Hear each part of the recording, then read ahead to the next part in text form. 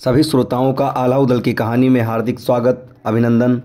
आज की कहानी में बूंदी बंगाल की लड़ाई और लाखन का ब्याह बताया जाएगा। बढ़ते हैं कहानी की तरफ। कन्नौज के राजा जयचंद के अनुज रतिभानु का पुत्र था लाखन। अब उदल जयचंद के दरबार में बैठने लगे थे। एक दिन बंगाल के कामरू राज्य के बूंदीगढ़ से राजा गंगाधर राव की पुत्री कुसुमा का टीका लेकर राजकुमार जवाहर सिंह कन्नौज पहुँचे। इससे पूर्व दिल्ली पथरीगढ़ बौरीगढ़ होकर आए थे।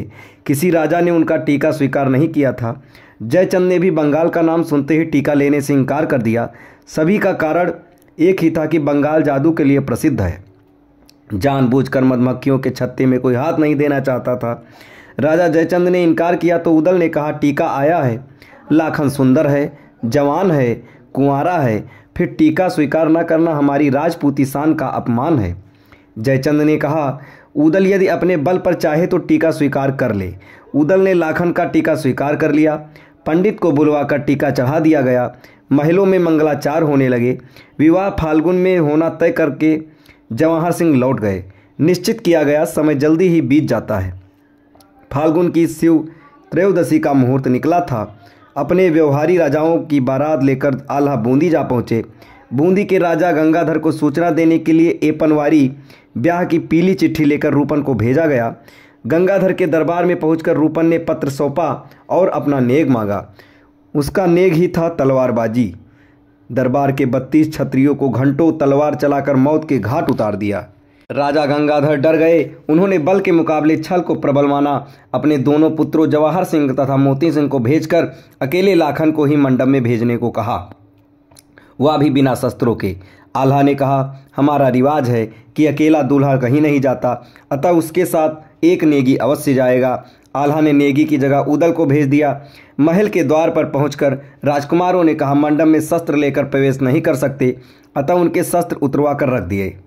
मंडप में पहुंचकर पूजन कराने के स्थान पर दोनों भाइयों जवाहर और मोती सिंह ने तलवारें खींच ली और अंदर भी क्षत्रिय छिपे थे।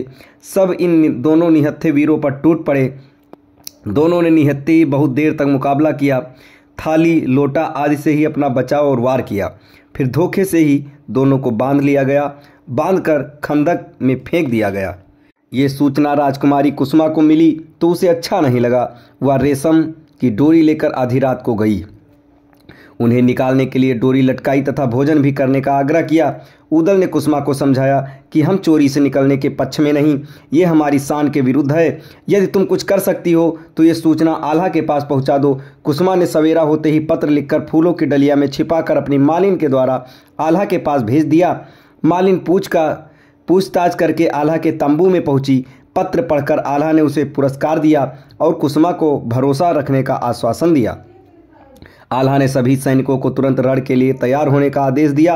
हाथी चढ़ने वाले अपने हाथियों पर चढ़ गए, कुछ घोड़ों पर सवार हो गए। सबने अपने अपने हथियार संभाल लिए। उधर जवाहर सिंह और मोती सिंह ने भी अपनी सेना को तैयार कर लिया।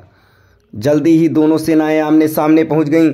आल्हा ने मोती से कहा कि तुमने गंगाजली कसम खाने के बाद भी धोखा किया, अब मैं बूंदी को तहस नहस कर दूंगा।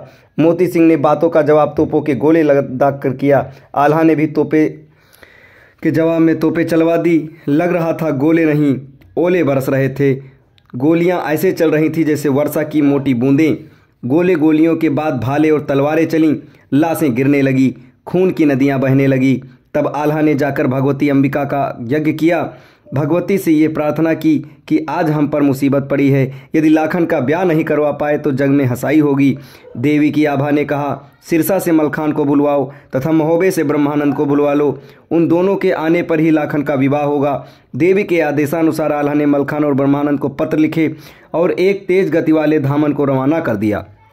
धामन महोबे पहुंचा और ब्रह्मानंद को पत्र दिया तो पत्र पढ़कर उसकी प्रतिक्रिया यही थी कि जब तो माता मल्हना ने इतना प्रयास किया पर आल्हा रुके नहीं, अब मैं भी क्यों जाऊं। धामन पत्रवाहक पर फिर सिरसा गया। मलखान को पत्र मिला तो उसका भी मन दुखी हुआ।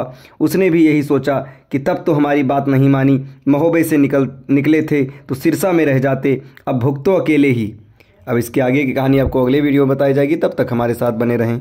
धन्यवाद।